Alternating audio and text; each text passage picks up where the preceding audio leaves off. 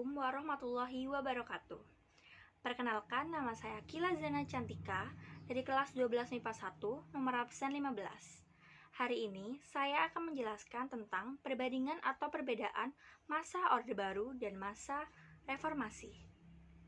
Sebelum saya menjelaskan perbedaan tersebut, saya akan menjelaskan sedikit latar belakang lahirnya masa Reformasi dari beberapa sumber yang saya baca.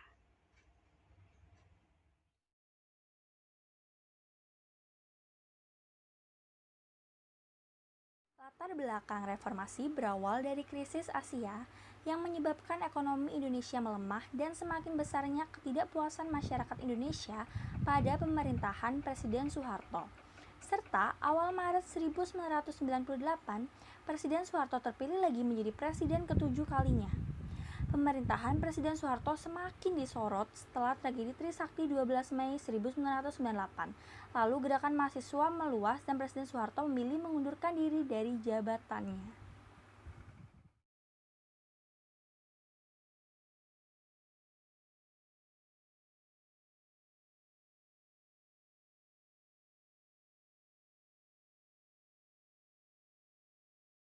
Reformasi.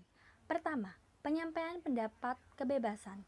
Untuk menyampaikan pendapat pada masa Orde Baru terbatas dan ruang gerak pers juga dibatasi. Sedangkan pers pada masa reformasi, masyarakat dan pers memiliki kebebasan untuk menyampaikan pendapatnya, termasuk sampai memberikan saran serta kritik kepada pemerintah secara terbuka tanpa perlu ada yang ditakutkan.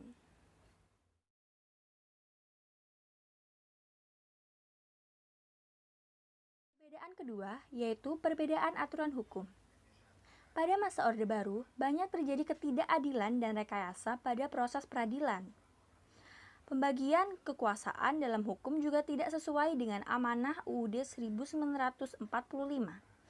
Sementara, pada masa reformasi, penyimpangan telah diperbaiki secara menyeluruh dengan batasan wewenang kekuasaan yang jelas antara lembaga legislatif, eksekutif, dan yudikatif yang diatur dengan tegas dalam undang-undang.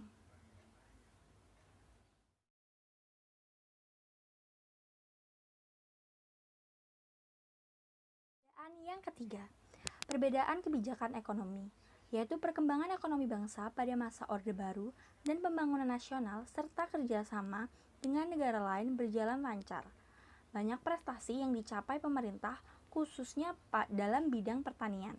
Namun, praktik korupsi, kolusi, dan nepotisme merajalela dan masih terdapat kesenjangan ekonomi yang lebar.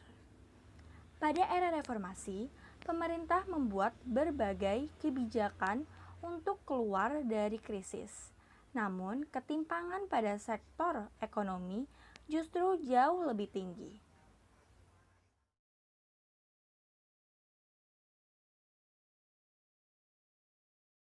Keempat, yaitu dalam bidang politik. Yang mendasari adanya perbedaan Orde Baru dan era reformasi juga terjadi pengelompokan dan penyusutan partai politik yang didasarkan pada kesamaan program yang dimiliki. Sehingga pemilu diikuti oleh hanya 3 partai politik pada masa Orde Baru yang berasas langsung, umum, bebas, dan rahasia. Sebagai bagian dari sejarah partai politik di Indonesia. Pada masa reformasi, bermunculan banyak partai sebagai akibat dari sistem multipartai yang diaktifkan kembali. Peserta pemilu pada era reformasi mencapai 48 partai politik. Wah, banyak sekali kan?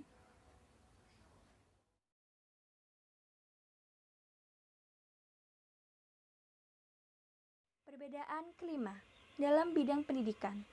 Di masa Orde Baru, pemerintah banyak menorehkan prestasi dengan program-program yang berperan besar pada perkembangan pendidikan di Indonesia.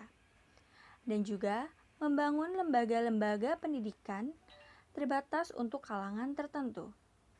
Sedangkan pada masa reformasi, fasilitas pendidikan dibuka untuk semua kalangan, termasuk untuk kalangan etnis Cina.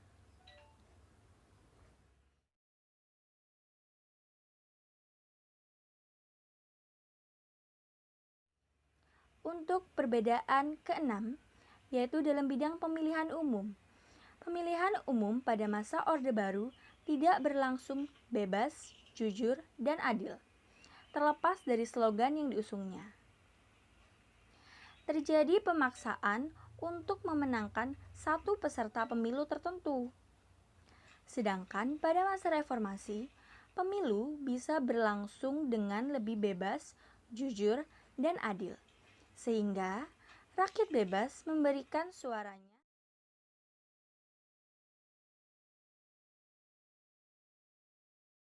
Perbedaan ketujuh, yaitu pengambilan keputusan, di mana kebijakan ditentukan oleh pemerintah pusat yang mengakibatkan kesenjangan pembangunan antara pusat dan daerah.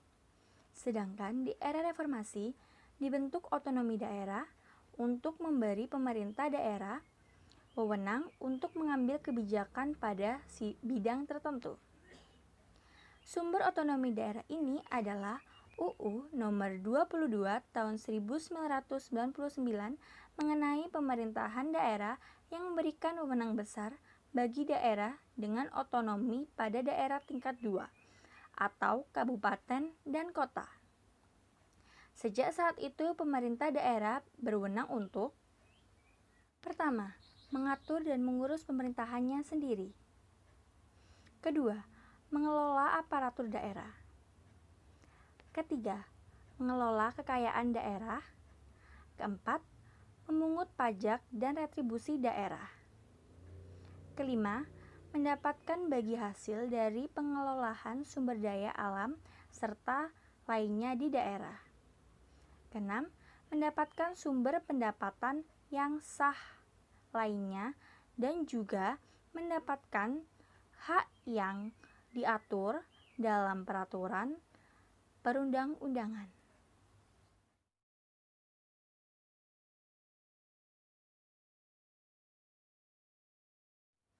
Perbedaan ke-8, yaitu peran militer. Pada masa reformasi, dui fungsi ABRI dihapuskan dan TNI tidak lagi memiliki peran yang dominan dalam penyelenggaraan negara. Setelah dui fungsi ABRI dihapuskan, pada masa reformasi, ABRI kembali berfokus pada fungsi pertahanan dan keamanan.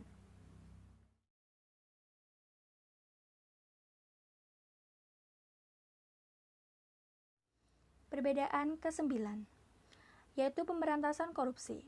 Pada masa Orde Baru, terjadi korupsi secara terstruktur, masif, dan sistematis. Salah satu sarana korupsi adalah melalui yayasan-yayasan yang dikelola oleh Soeharto dan keluarga serta anak-anaknya. Di masa reformasi dilakukan pembentukan Komisi Pemberantasan Korupsi, yaitu KPK pada tahun 2002 untuk membersihkan lembaga-lembaga pemerintahan dari korupsi. Ketidakpuasan rakyat terhadap korupsi inilah yang menjadikan salah satu faktor penyebab runtuhnya Orde Baru.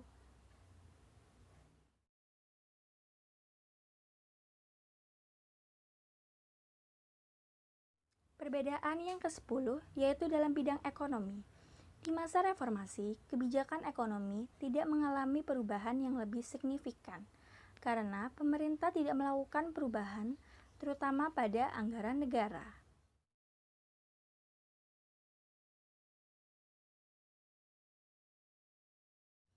Perbedaan yang ke-11, yaitu perubahan bidang budaya. Pada masa Orde Baru membuat kebijakan yang mengharuskan masyarakat keturunan Cina mengubah nama Cinanya, melarang pertunjukan adat istiadat orang Cina, dan semua kegiatan yang dianggap masuk paham komunis. Pada masa reformasi, semua diskriminasi yang berkaitan dengan Cina dihapuskan oleh Gus Dur. Tahun Baru Cina dijadikan hari libur nasional sebagai penghormatan kepada para keturunan Cina.